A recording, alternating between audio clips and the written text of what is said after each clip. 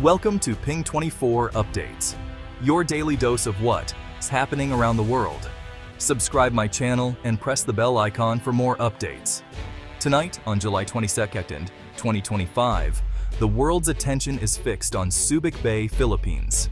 Once a symbol of American naval power, Subic is stirring again, this time under a veil of secrecy. News outlets from Tokyo to Washington are abuzz with satellite images and rumors of a military buildup. The air is thick with speculation.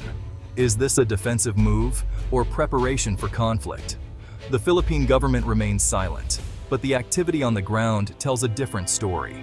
Large, unmarked ships glide in and out of the bay, while heavy trucks rumble through Olongapo day and night. The old naval shipyard is now a restricted zone, echoing memories of its American past. Every new pier and reinforced runway sends a message across the contested South China Sea.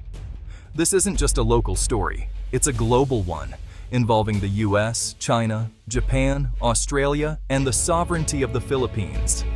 The future of Subic Bay could shape the future of Asia's security landscape. We're here to unravel what's happening, why it's happening now, and what it means for millions in the region. The giant of Subic Bay is waking up, and the world is holding its breath. The stakes are high, and the transformation is rapid. Subic's reawakening is more than a headline, it's a turning point.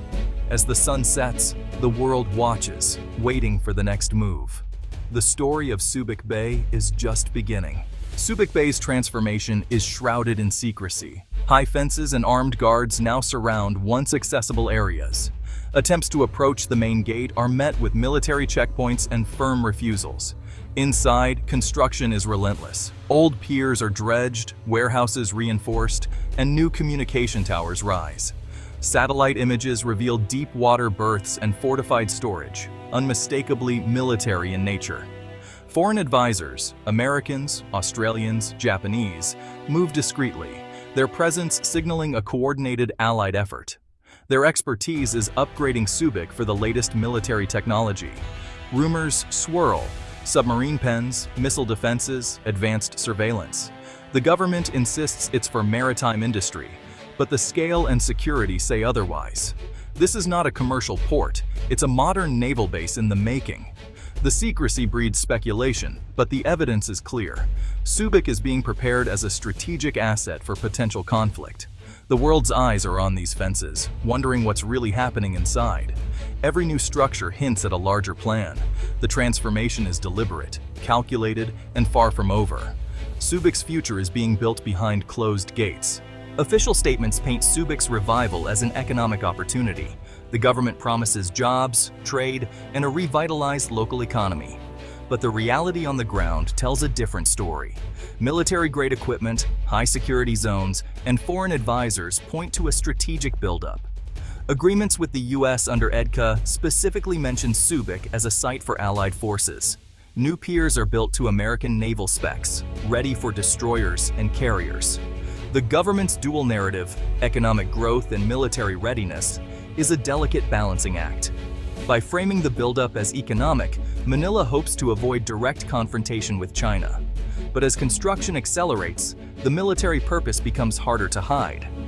The unspoken truth: Subic is being transformed into a forward operating base. The official words are fading. The reality is impossible to ignore. Subic's future is being shaped by what's left unsaid. In Olongapo, hope and fear collide. Many locals remember the prosperity brought by the old US base: jobs, business, opportunity. For them, the new activity promises a return to better days. But others worry. Will Subic become a target if conflict erupts? Fishermen fear their livelihoods could vanish if the bay becomes a battlefield. Younger residents, with no memory of the old base, are anxious about militarization. Old debates resurface: security versus sovereignty, prosperity versus risk. Some welcome foreign soldiers, others fear loss of independence and social problems. The community is divided, watching and waiting as the transformation unfolds. They hope for economic revival, but fear being caught in a larger power struggle. The fate of Olongapo hangs in the balance, shaped by decisions far beyond their control. Subic's reawakening is both promise and peril for those who call it home. Subic Bay's history is a story of transformation. For nearly a century, it was a cornerstone of American military power in the Pacific. The base shaped local life, economy, and culture until 1991, when the Philippine Senate ended the U.S. lease. The Americans left, and Subic was reborn as a free port zone. Military barracks became hotels, shipyards turned commercial, and the area thrived as an economic hub. Companies like FedEx set up shop, and Subic became a symbol of Filipino resilience. But commercial success faded. The giant shipyard went bankrupt, and global shifts hit hard. Rising tensions in the South China Sea brought new urgency. Subic's strategic value resurfaced as the Philippines sought a stronger naval presence. Today's transformation isn't a return to the past, it's a new chapter under Philippine control. The echoes of military history are unmistakable as Subic prepares for a central role in regional defense. The bay's identity shifts once more, shaped by the tides of geopolitics. Subic stands at the crossroads of history and strategy. Its future is being rewritten again. The world is watching as Subic's story comes full circle.